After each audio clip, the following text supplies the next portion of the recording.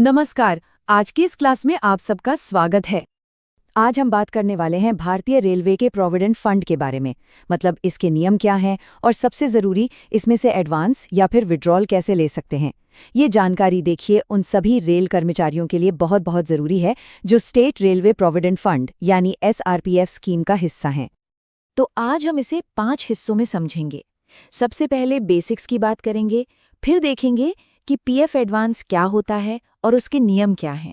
इसके बाद हम फाइनल विड्रॉल पर आएंगे और आखिर में कुछ स्पेशल केसेस और सारी बातों का एक छोटा सा सार देखेंगे। तो चलिए शुरू करते हैं पहले सेक्शन से, प्रोविडेंट फंड की बेसिक बातें। सबसे पहले ये समझना जरूरी है कि ये स्टेट रेलवे प्रोविडेंट फंड या SRPF स्कीम आखिर है क्या। देखिए, सबसे जरूरी बात यह है कि आखिर ये स्कीम है किसके लिए। तो ये नियम उन सभी रेलवे कर्मचारियों पर लागू होते हैं जिनकी ज्वाइनिंग 31 दिसंबर 2003 तक हुई थी। मतलब अगर किसी की नियुक्ति 1 जनवरी 2004 या उसके बाद हुई है तो वो इस स्कीम के दायरे में नहीं आते। तो ये डेट याद रखना बहुत ज़रूरी है। अच्छा, अब PF अकाउंट में पैसा आता कहाँ से है? तो कर्मचारी इसमें 2 तरह से योगदान करते हैं। पहला तो है मैंडेटरी, मतलब अनिवार्य। इसमें क्या होता है कि आपकी बेसिक पे का 8.33% हर महीने अपने आप कटकर खाते में जमा हो जाता है। और दूसरा है वॉलंटरी प्रोविडेंट फंड, जिसे VPF कहते हैं। इसमें कोई भी कर्मचारी अपनी मर्जी से एक फिक्स्ड अमाउंट जमा कर सकता है। और हाँ, इस अमाउंट को साल में 2 बार बढ़ाया और 1 बार कम भी किया जा सकता है। तो जो पैसा जमा होता है उस पर ब्याज भी तो मिलता होगा, है ना? जी बिल्कुल। अभी जो साल चल रहा है 2024-25, इसके लिए रेट है 8.25%। और एक मजेदार बात यह है कि अब ये रेट हर 3 महीने में रिव्यू होता है। पहले ये सालाना होता था। आपके खाते का सारा हिसाब किताब अकाउंट्स डिपार्टमेंट रखता है। चलिए, अब आते हैं सेक्शन 2 पर, PF एडवांस लेना। अब हम बात करेंगे PF एडवांस की। इसको समझना बहुत ज़रूरी है क्योंकि एडवांस का सीधा सा मतलब है एक तरह का लोन, जिसे आपको किश्तों में वापस चुकाना पड़ता है। तो सवाल उठता है कि अगर अचानक किसी खास काम के लिए पैसों की जरूरत पड़ जाए तो ये PF एडवांस काम कैसे करता है, इसके नियम क्या क्या हैं, आइए समझते हैं। तो देखिए, एडवांस आप कई अलग अलग जरूरतों के लिए ले सकते हैं। मान लीजिए कोई मेडिकल इमरजेंसी आ गई, बच्चों की पढ़ाई का खर्चा है, शादी ब्याह है, या फिर घर के लिए कोई जरूरी सामान खरीदना है। और यहाँ पर एक बात गौर करने वाली है, ज्यादातर मामलों में ना लिमिट और चुकाने की शर्तें एक जैसी ही हैं। आप 12 महीने की सैलरी या फिर आपके PF बैलेंस का 75%, इन दोनों में से जो भी कम हो उतना पैसा ले सकते हैं। और इसे चुकाने के लिए आपको 60 किस्तों तक का समय मिल जाता है। और हाँ, ये सारे नियम ऐसे ही नहीं बने हैं। ये सब रेलवे बोर्ड के एक ऑफिशियल लेटर RB नंबर 63/2017 के तहत मंजूर किए गए हैं। तो ये पूरी तरह से आधिकारिक हैं। तो अब हमें ये तो पता चल गया कि एडवांस किन वजहों से ले सकते हैं। तो चलिए अब इसकी प्रोसेस और कुछ दूसरे ज़रूरी नियमों को भी समझ लेते हैं।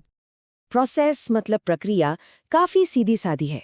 आप अप्लाई करते हैं और आपका जो कंट्रोलिंग ऑफिसर है वो बिना किसी प्रूफ या डॉक्यूमेंट के 15 दिन के अंदर इसे सैंक्शन कर सकता है।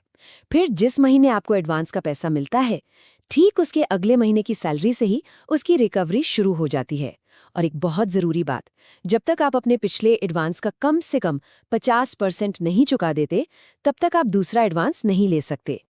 अब कुछ और भी ज़रूरी शर्तें हैं जिन पर ध्यान देना बहुत ज़रूरी है। सबसे पहली और सबसे अहम शर्त यह है कि एडवांस की किस्त कटने के बाद भी आपकी जो टेक होम सैलरी है वो बेसिक पे के 50% से कम नहीं होनी चाहिए।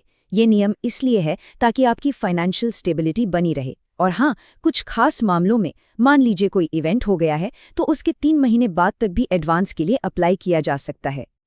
चलिए, अब हम आ गए हैं अपने चौथे सेक्शन पर, फाइनल विड्रॉल यानी अंतिम निकासी।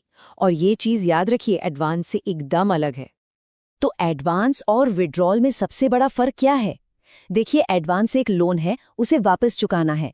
लेकिन विड्रॉल वो पैसा है जो आपका है, उसे वापस नहीं करना होता। ये सबसे बड़ा अंतर है इन दोनों में। अब विड्रॉल के लिए एक कॉमन शर्त भी है। ज़्यादातर मामलों में फाइनल विड्रॉल के लिए आपकी सर्विस कम से कम 10 साल की होनी ज़रूरी है, तभी आप इसके लिए एलिजिबल होते हैं। विड्रॉल भी आप कई कारणों से कर सकते हैं, लेकिन यहाँ नियम और लिमिट्स एडवांस से थोड़े अलग हैं। जैसे किसी गंभीर बीमारी के इलाज के लिए आप अपने पीएफ बैलेंस का 90% तक निकाल सकते हैं, पर एक बीमारी के लिए बस एक ही बार। वहीं बच्चों की पढ़ाई के लिए आप एक फाइनेंशियल ईयर में 2 बार भी पैसा निकाल सकते हैं। और अब आते हैं हमारे आखिरी सेक्शन पर, सेक्शन 5, स्पेशल विड्रॉल्स। मतलब अब हम बात करेंगे कुछ बड़े खर्चों की, जैसे घर खरीदना या गाड़ी लेना। इसके लिए क्या नियम है, और फिर हम पूरी बातचीत के जो की पॉइंट्स हैं उन्हें भी देखेंगे। तो देखिए, घर या गाड़ी खरीदने जैसे बड़े खर्चों के लिए नियम और भी स्पेसिफिक हैं। अगर आप घर या फ्लैट खरीद रहे हैं तो आप अपने पीएफ खाते का पूरा पैसा निकाल सकते हैं, लेकिन ये मौका आपको पूरी सर्विस में सिर्फ एक बार ही मिलेगा। वहीं अगर आपको गाड़ी लेनी है या प्लॉट खरीदना है तो सिर्फ एक डिक्लेरेशन देने पर 15 दिन में पैसा सैंक्शन हो सकता है, बशर्ते आपकी 10 साल की सर्विस पूरी हो चुकी हो। यहाँ पर एक बहुत ही ज़रूरी नियम है, खासकर उन लोगों के लिए जो रिटायरमेंट के करीब हैं। कोई भी कर्मचारी अपनी रिटायरमेंट की तारीख से 2 साल पहले की अवधि में अपने पीएफ खाते में जमा कुल रकम का 90% तक निकाल सकता है। और हाँ, ये नियम भी पूरी तरह से ऑफिशियल है। ये जो प्री रिटायरमेंट विड्रॉल का नियम है, ये आरबीई नंबर 47 2017 के तहत आता है। तो चलिए अब इस पूरी बातचीत को फटाफट समेट लेते हैं, वो 5 सबसे जरूरी बातें जो आपको याद रखनी है। पहली, ये पीएफ स्कीम 1 जनवरी 2004 से पहले ज्वाइन करने वालों के लिए है। दूसरी, एडवांस एक लोन है, उसे चुकाना है, जबकि विड्रॉल फाइनल पेमेंट है।